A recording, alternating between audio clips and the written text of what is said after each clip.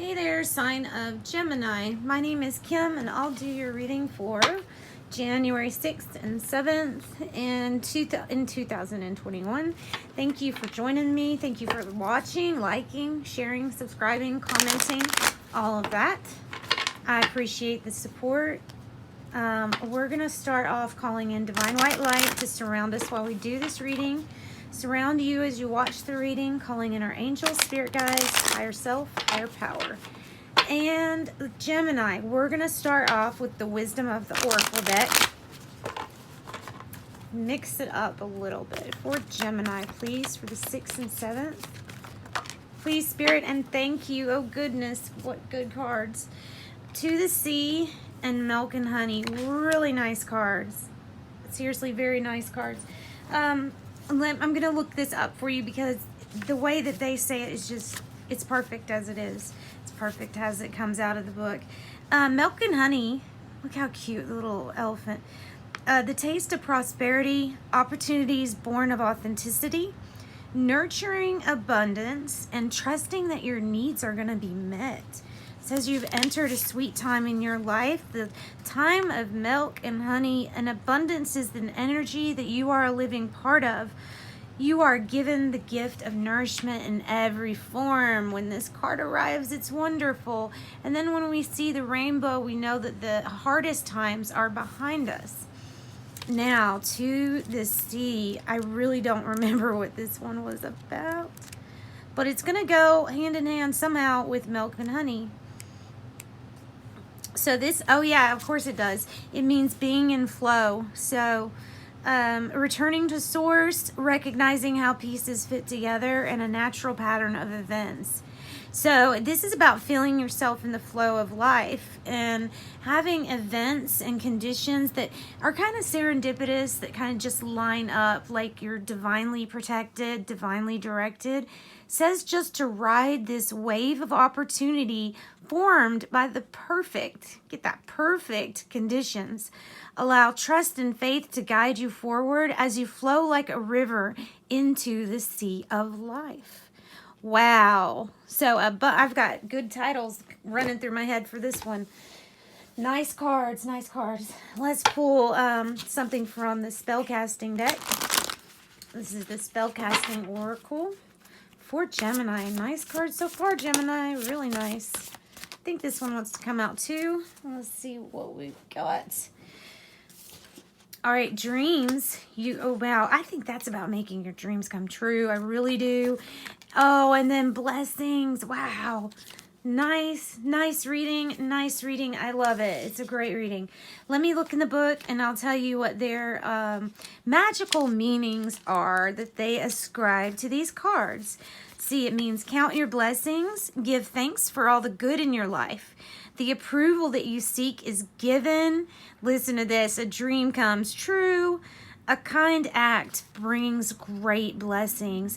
And I think how this is going to happen may be a little bit unknown at the time, but you should see the light source. She's holding it in her hands. There's something really magical about this intervention with divine and spirit, your spirit team. Let's look up dreams. Dreams, see what this means. You could be having dreams. It says, pay attention to the meaning of your dreams. Go to bed with a clear conscience. Keep a dream journal, or a deceased loved one visits in dream time, and explore lucid dreaming.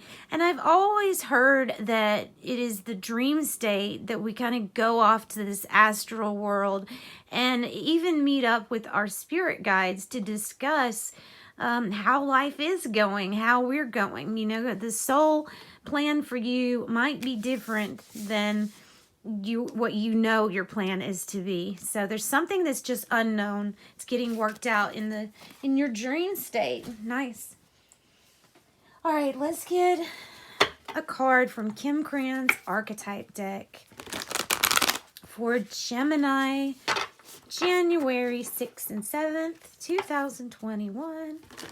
And after this reading, I will have your weekend reading out and then the weekly reading. So, FYI. All right, archetype. Kim Cran's archetype.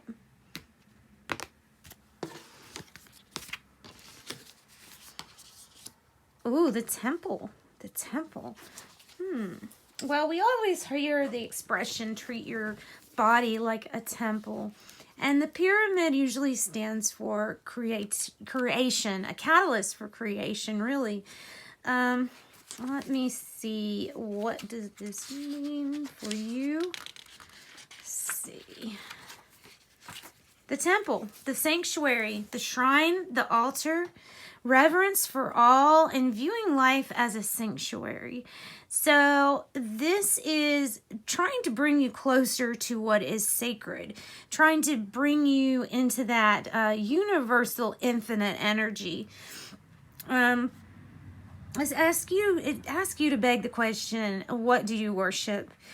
Perhaps there is room at your altar for something more, something surprising, offered up to heaven. So it's like blessings come after you're really specific about what you want your goal to be. What is it that you want to manifest? Because there's a dream come true. Probably need to think about this long and hard, and always be careful for what you wish for. The ancient yogis saw the body itself as a temple, every function and feature of it as an expression of the divinity. Build a shrine with found materials. Don't spend any money, only time. Well, that's interesting. That's interesting. All right. Let's see. Let's do your tarot spread now for Gemini. What is the issue card, please, Spirit? And thank you for Gemini. All right, the end though, people, the end. When we see 10 of Swords, we have been hurt. We have been it feels like he's been stabbed in the back. He's on the ground. He feels like he's defeated, but the truth is that this is the ending of that defeated feeling. It's a completion. So we're getting out of that energy, and that's good news. What is the challenge to this? For Gemini. Ooh, I think this is a challenge. I think that's the past. The challenge is a stalemate, a blockage, coming to a fork in the road, and you really can't see down either path. Each outcome is probably going to lead to the same thing, your goal, but maybe you don't know which way to go. So I would offer up that as a question for your spirit team, a question for the divine. If you're looking for answers, ask for the divine to show you signs. Okay, in the past, we have you being very, very financially secure, independent. In that past position, we have 9 of Pentacles, so good in the money realm. Being not necessarily that you're independent living. You could be living with somebody else, but it says, that you weren't codependent on anybody. Like you could be alone if you wanted to. See the future position. Oh, King of Cups. This might be talking about a character, a Cancer, Scorpio, Pisces. But this man is somebody who you can get advice from, sound advice on emotional issues. He has the cup in his hand, dealing with the unconscious and conscious emotional aspects of himself. The scepter in his other hand, in his left hand, because that is the power. And sometimes the left side is associated with the spiritual realm too. So it might have something to do with where you get your power from. King of Cups is very even-keeled, even on this boat, staying even though we're going down ups and downs on the ebb and flow of life. So guide with your heart. Guide with your heart. Be diplomatic, warm, caring. And look, your pentacles are coming in. We have the 7 of Pentacles. So this is that card where I always say, don't judge your day by your harvest, but by the seeds that you have sown, because you can clearly see that your seeds are growing. And it's just that contemplative mode. But know that these are growing and that something is going to be successful. I would advise taking a rest out from conflict with the 4 of Swords there. And time is needed for healing, for either physical or emotional healing. Either one, there's a healing that needs to take place. All right, let's get your tea leaves, Gemini. And I'm going to leave you on that note because this is a really great reading as it is. All right.